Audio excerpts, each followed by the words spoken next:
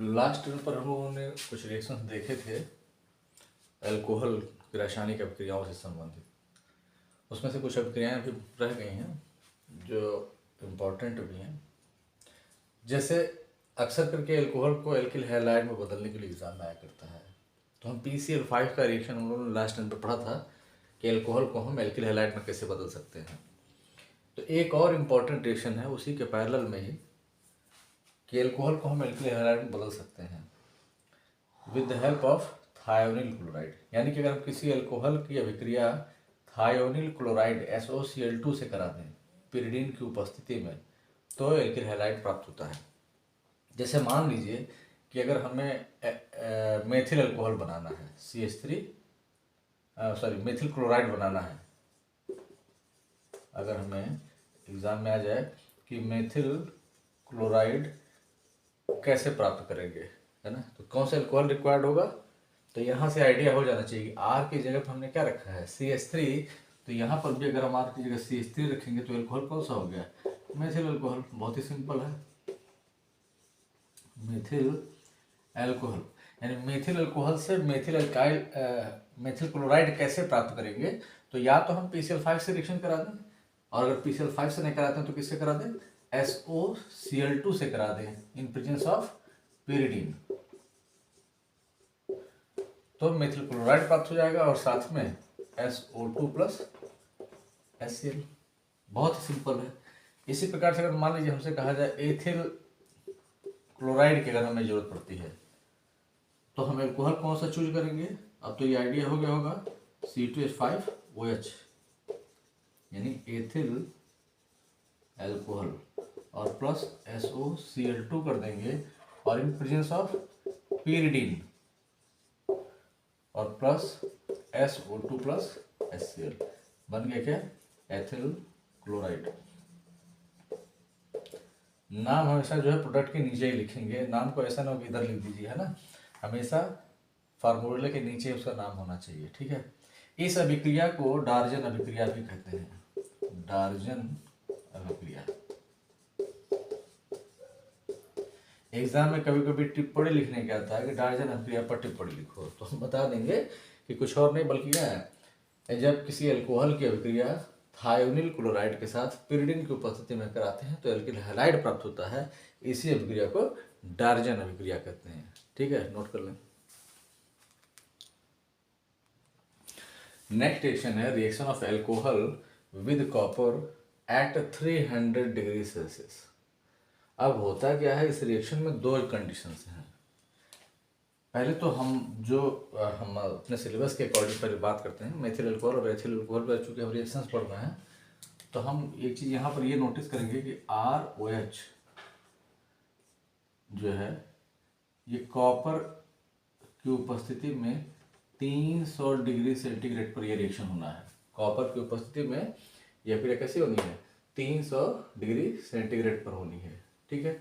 तो अब इसमें क्या होगा, अब यहाँ से थोड़ा सा हमें ध्यान देना होगा कि जैसे इस फार्मूले में अगर हम अल्कोहल अपना ले ही लेते हैं, सपोज दैट जैसे CH3OH, तो क्या होगा, एक हाइड्रोजन यहाँ से लेकर, या फार्मूले से समझते हैं, सपोज दैट ये है हमारा फार्मूला किसी भी अल्कोहल के लिए। अगर हम कुछ फार्मूला लिखेंगे तो कुछ ऐसे ही लिखेंगे, ठीक है। अब यहाँ से हमें स्पष्ट हो जाएगा,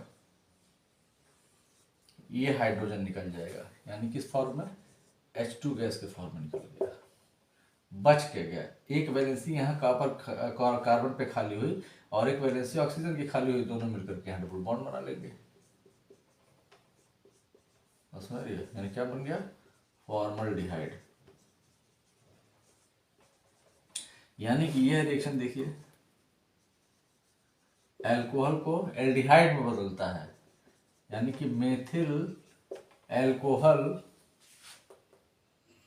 के वेपर को। अब हमारे एग्जाम में ये रिएक्शन पूछा कैसे जाता है, जरा इसको भी समझ लेते हैं।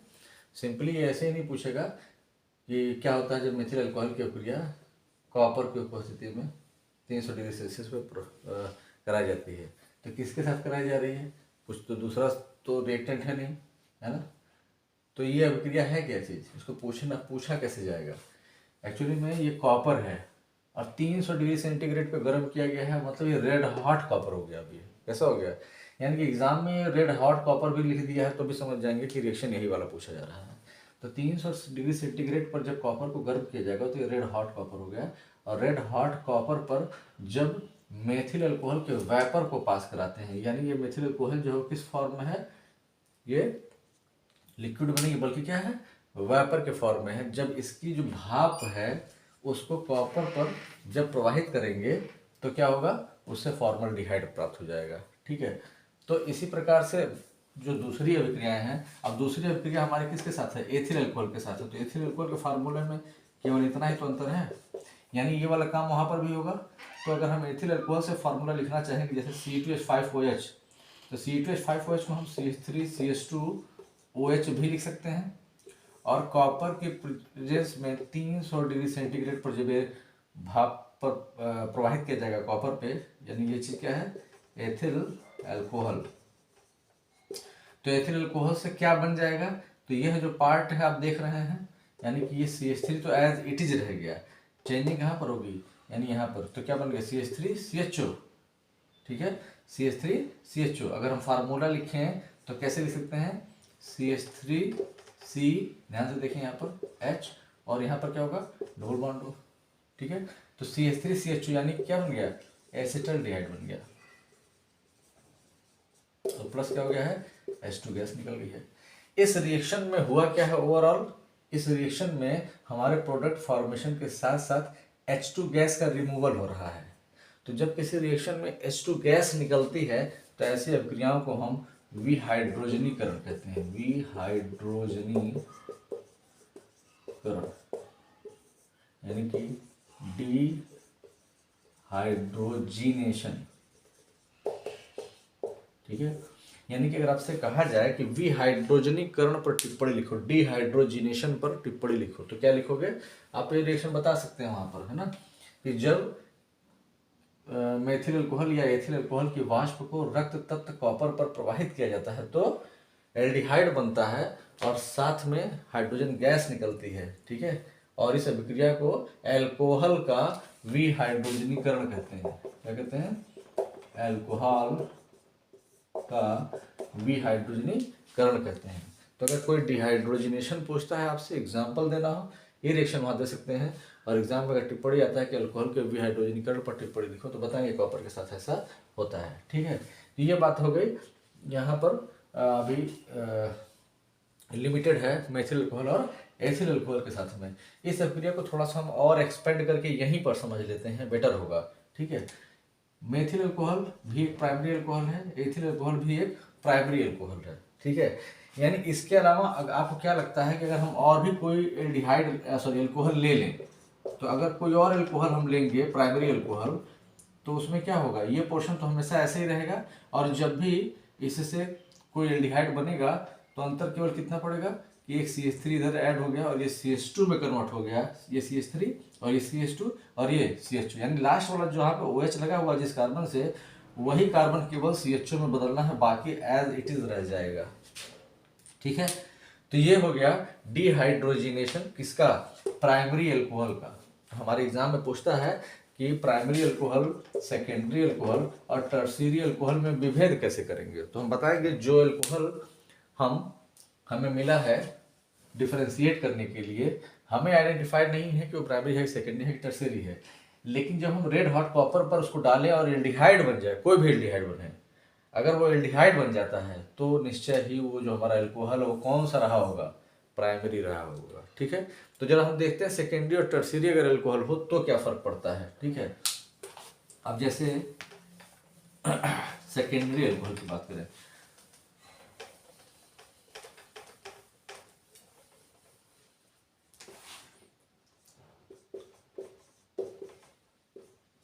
अब जब हमने यहाँ पर कार्बन की 2 वैलेंसी का इस्तेमाल कर लिया, CH3 है ना, हेल्थी ग्रुप लगा दिया, अब ये क्या हो गया, सेकेंडरी अल्कोहल, और इसका नाम क्या है, आइसोप्रोपाइल अल्कोहल।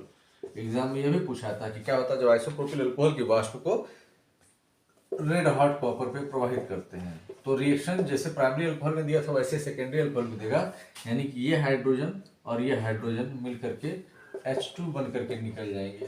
बाकी जो बचा वो क्या बचा, CH3 CH3 और यहाँ पर क्या हो जाएगा डबल बॉन्ड O, यानी कि क्या बन गया, एसीटोन बन गया। तो इसके अलावा अब कोई भी दूसरा सेकेंडरी अल्कोहल होगा तो क्या हो सकता है, इस CH3 पर श्रृंखला बढ़ जाए या इधर श्रृंखला बढ़ जाए, लेकिन ये चीज तो ऐसी ही रहेगी, तब ये सेकेंडरी अल्कोहल कहा जाएगा। और जब यह जगह ऐसी ही रहेगी तो हमेशा इस जगह पर यही फॉर्मेशन होगा कार्बोनिल ग्रुप का, है ना। तो ये क्या कहलाएगा, हमेशा कीटोन कहलाएगा। यानी कि कोई इसके अलावा भी अगर कोई सेकेंडरी अल्कोहल हम यूज कर लेते हैं तो जो प्रोडक्ट बनेगा वो कीटोन ही बनेगा। हाँ, आइसोप्रोपिल अल्कोहल जो सबसे सिंपलेस्ट सेकेंडरी अल्कोहल है, जब उसका रिएक्शन कराया जाएगा तो एसीटोन बनेगा। ठीक है, तो ये बात हो गई जब हम प्राइमरी अल्कोहल का, लेकिन यहाँ पर भी क्या हुआ है, डिहाइड्रोजिनेशन ही है। तो प्राइमरी अल्कोहल को जब रेड हॉट कॉपर पे प्रवाहित करते हैं तो डिहाइड्रोजिनेशन होता है और क्या बनता है, एल्डिहाइड बनता है। सेकेंडरी अल्कोहल की वापर को जब कॉपर पर प्रवाहित करते हैं तो भी डिहाइड्रोजिनेशन होता है और क्या बनता है, कीटोन बनता है। अब बात आती है कि टर्सरी अल्कोहल क्या करता है। तो टर्सरी अल्कोहल का भी एक एग्जांपल लिख लें।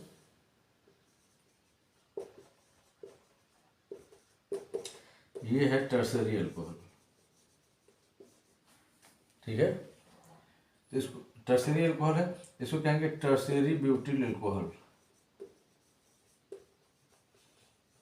यानी एग्जाम ये पूछेगा क्या होता है जब टर्सरी या तृतीयक ब्यूटाइल अल्कोहल की वाष्प को रेड हॉट कॉपर पे प्रवाहित करते हैं तो क्या होगा, फिर सेम थिंग Cu और 300 डिग्री सेंटीग्रेड टेम्परेचर। लेकिन अब की बार क्या हुआ है, जिस कार्बन से ये अटैच है OH उसके पास हाइड्रोजन है ही नहीं, तो ये H2 नहीं निकल पाता है, H2 नहीं निकल पाता है।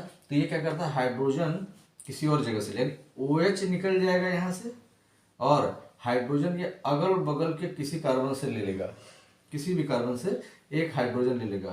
तो किसी कार्बन से अगर एक हाइड्रोजन निकल गया तो OH और हाइड्रोजन मिलकर क्या बना लेंगे, इस बार H2O बना लेंगे। बात स्पष्ट हो रही है। तो वैलेंसी किसकी खाली हुई है, OH निकल जाने से इस कार्बन की वैलेंसी खाली हुई एक, और हाइड्रोजन निकल जाने से इस कार्बन की एक वैलेंसी खाली हुई, तो दोनों के बीच में एक नए बॉन्ड का फॉर्मेशन हो जाएगा यहाँ पर। तो क्या बन जाएगा ये CH3 CH3 और यहाँ पर एक बॉन्ड का फॉर्मेशन होगा, डबल बॉन्ड क्या हो जाएगा CH2। ठीक है, क्लियर है। नोट करने इसको, इसका नाम लिख लेंगे, इसको आइसोब्यूटाइलिन कहते हैं।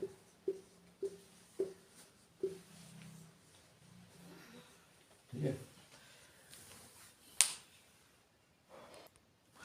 इसके बाद जो एक और बहुत इंपॉर्टेंट रिएक्शन है वो है अल्कोहल की अभिक्रिया अम्लीय potassium dichromate, acidic potassium dichromate K2Cr2O7 और प्लस एसिडिक बनाने के लिए H2SO4 डाल दिया गया। ठीक है, अब यहाँ पर रिएक्शन भी उसी तरह से होगा जैसे अभी हम लोगों ने पीछे देखा है, CH3OH, ठीक है, और यहाँ पर हम लिख देंगे इसी चीज़ को K2Cr2O7 प्लस H2SO4, एरो के ऊपर लिखेंगे। ये एक स्ट्रॉन्ग ऑक्सीडाइजिंग एजेंट है, ठीक है, बहुत इसका यूज होता है। जानिए ये ऑक्सीडाइजिंग एजेंट है, तो ये क्या करेगा, ऑक्सीजन प्रोवाइड करेगा। अब इसके ऑक्सीजन प्रोवाइड करने से कहानी थोड़ी सी बदल जाती है। ये H2 निकल रहा था यहाँ से, कैसे पिछली बार आपने देखा था, लेकिन उस H2 को वो मिल जाएगा तो क्या बना लेगा, H2 बना लेगा। बच क्या गया था आपको पता है, HCHO फॉर्मल्डिहाइड, यानी यहाँ पर भी हमें क्या मिलेगा, एल्डिहाइड मिलेगा, है ना, मेथिल अल्कोहल से हमें क्या मिल जाएगा, मेथिल अल्कोहल से हमें एल्डिहाइड मिल गया, फॉर्मल्डिहाइड बन गया। उसी प्रकार से अगर हम CH3CH2OH यानी एथिल अल्कोहल की अभिक्रिया करा दें, एथिल अल्कोहल की अभिक्रिया करा दें और ऑक्सीजन इसको भी मिल जाएगा एसिडिक पोटेशियम डाइक्रोमेट की प्रेजेंस में, तो क्या बना लेगा, CH3CHO प्लस H2O एसिटल्डिहाइड। ठीक है।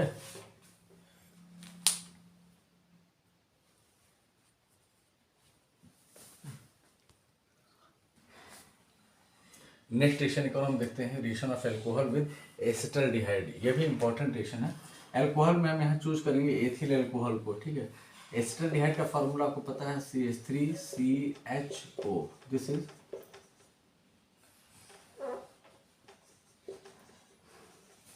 एसिटल्डिहाइड। अब इसका रिएक्शन किससे कराना है, एल्कोहल, यानी हमने यहाँ चूज कर लिया एथिल एल्कोहल C2H5OH, ठीक है। तो यहाँ रिएक्शन में क्या होगा, ये डबल बॉन्ड जो है वो ब्रेक हो जाएगा, सिंगल बॉन्ड में कन्वर्ट हो जाएगा, यानी CH3CH इस प्रकार से ये अलग हो गया, ठीक है। और एक पर ये ऑक्सीजन चला गया, अब ये ऑक्सीजन ले लेगा यहाँ से हाइड्रोजन को, ये OH बना लेगा, बचा हुआ जो हिस्सा है वो C2H5 यहाँ चला गया, ठीक है। इसे बोलेंगे हेमी एसिटल, हेमी एसिटल। और जब ये रिएक्शन आगे कंटिन्यू हो जाएगा, यानी कि C2H5OH से दोबारा रिएक्शन हो जाएगा, इसको हम कहते हैं HOC2H5, ठीक है। तो फिर क्या होगा, ये रिएक्शन आगे बढ़ेगा और यहाँ से क्या होगा, H2O निकल जाएगा, है ना, माइनस H2O हो जाएगा, बचेगा क्या, CH3CH और यहाँ पर OC2H5, यानी यहाँ से ये हिस्सा तो ऐसे ही लिख दिया और यहाँ लेकिन बच के गया फिर OC2H5, इसे बोलेंगे एसिटल, ठीक है।